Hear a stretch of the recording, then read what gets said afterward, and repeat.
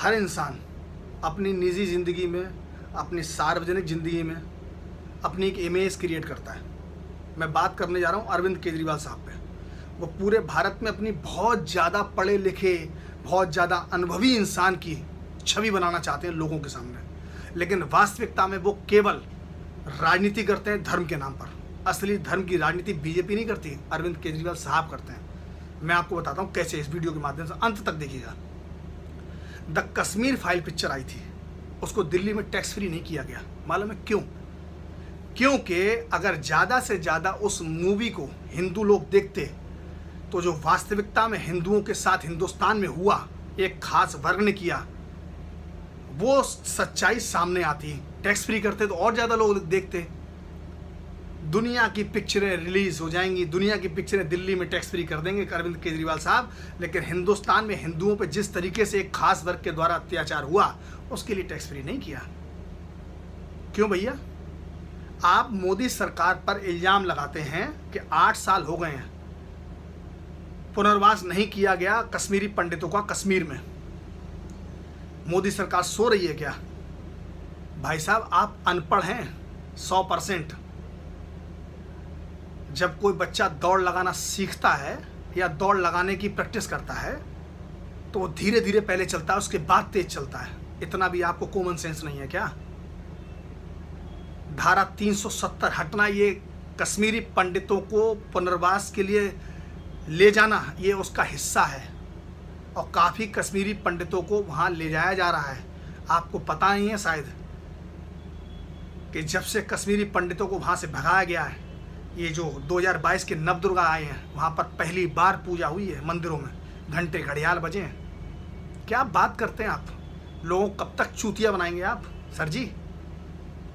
दिल्ली में, जाफराबाद में दंगे होते रहे, दंगे, लेकिन जो अरविंद केजरीवाल शासन सुशासन की बात करता है वो आराम से बैठा हुआ था। क्योंकि दंगे किसने किए थे और किस एरिया में हुए थे आपको पता है ना? दंगे किसने किए तो किस एरिया में हुए थे, पहले आप सर्च करना। अरविंद केजरीवाल केवल इसीलिए चुप बैठे रहे थे कि एक खास समुदाय नाराज हो जाएगा। आखिरकार उस दंगे को निपटाने के लिए अजीत डोभाल साहब और अमित शाह जी को मैदान में उतरना पड़ा था। आप क्या बात करते हो? क्या बात करते हो आप? हिंदू के नाम पर आपकी मानसिकता गलत झलकती है। आप पुनर्वास की बात करते हो।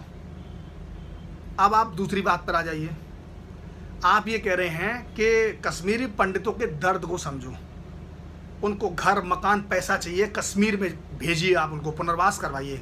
तो इसका मतलब आप लोग इस बात को मानते हैं कि कश्मीरी पंडितों के साथ एक खास वर्ग ने हिंदुस्तान में रहते हुए हिंदुओं को प्रताड़ित किया था, कश्मीरी पंडितों को प्रताड़ित किया था। इसका मतलब आप ये बात मानते हैं। अगर आप मानते हैं तो पिक्चर रिलीज होने देते ना, लोगों को कम से कम पता तो लगता कि खास वर्ग हिंदुस्तान में कितना अच्छा था, जिसने हिंदुस्तानियों को हिंदुस्तान में रहकर अनाउंसमेंट करवा के एक धर्म स्थल से किस तरीके से खदेड़ा था। आज कश्मीर फाइल पिक्चर रिलीज हो गई तो कश्मीरी पंडित तुमको याद आने लगे कि उनका दर्द मोदी सरकार नहीं समझती। तो 8 साल से, आप कितने साल से दिल्ली में बैठे हुए हैं? कितना दर्द आपने समझ लिया? कितनी बार आपने पार्लियामेंट में कश्मीरी पंडितों के लिए आवाज़ उठाई है?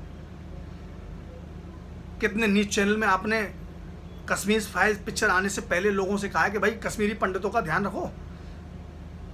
बताइए आप। दिल्ली विधानसभा में कितनी बार आपने बोला है?